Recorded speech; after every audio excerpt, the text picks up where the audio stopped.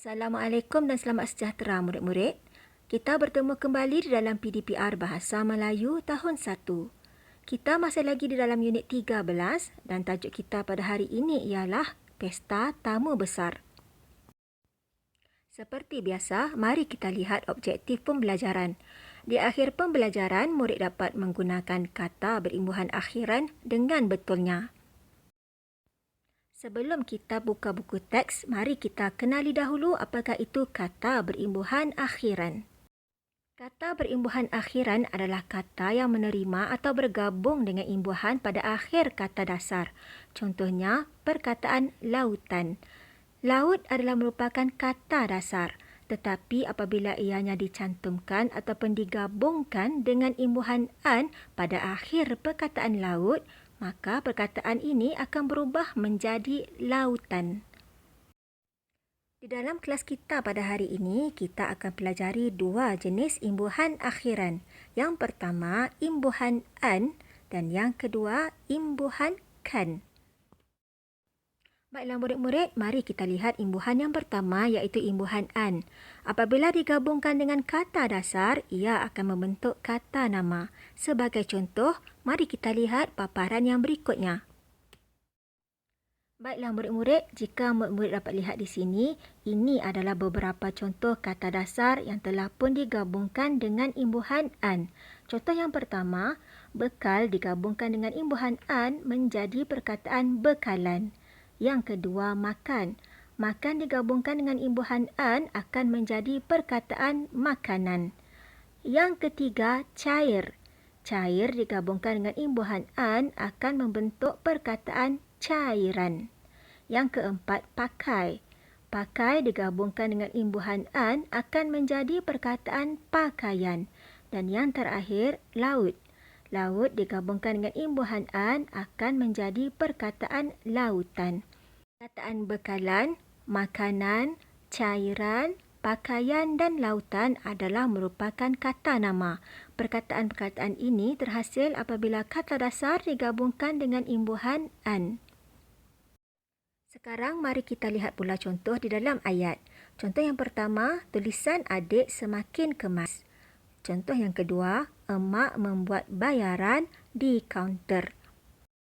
Bagaimanakah pula dengan imbuhan kan? Mari kita lihat. Imbuhan kan apabila digabungkan dengan kata dasar akan membentuk kata kerja. Baik, mari kita lihat contohnya. Berikut merupakan contoh kata dasar yang telah pun digabungkan dengan imbuhan kan. Contoh yang pertama, cari. Digabungkan dengan imbuhan kan akan menjadi perkataan carikan. Yang kedua, beri. Beri digabungkan dengan imbuhan kan akan menjadi perkataan berikan. Yang ketiga, cerita. Cerita digabungkan dengan imbuhan kan akan membentuk perkataan ceritakan. Kata dasar yang keempat ialah jalan. Apabila digabungkan dengan imbuhan kan, ia akan menjadi perkataan jalankan. Kata dasar yang terakhir, bayar. Bayar apabila digabungkan dengan imbuhan kan akan menjadi perkataan bayarkan.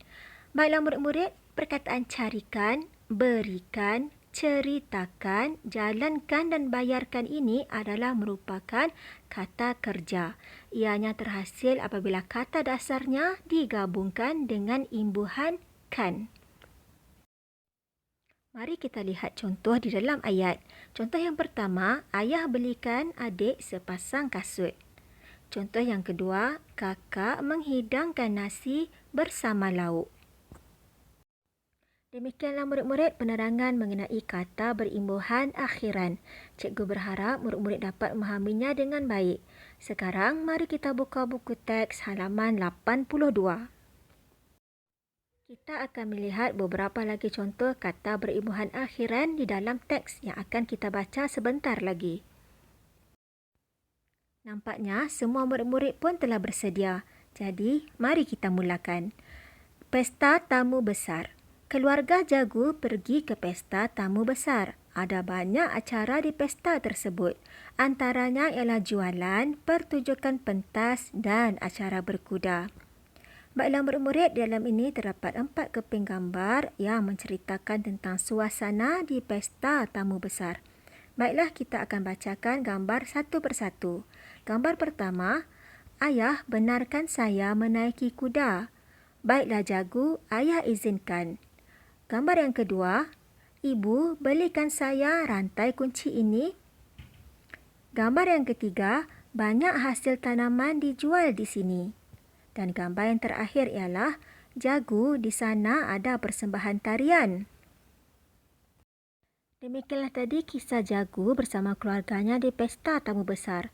Jika murid-murid lihat kembali kepada teks, terdapat beberapa perkataan yang diwarnakan dengan warna merah.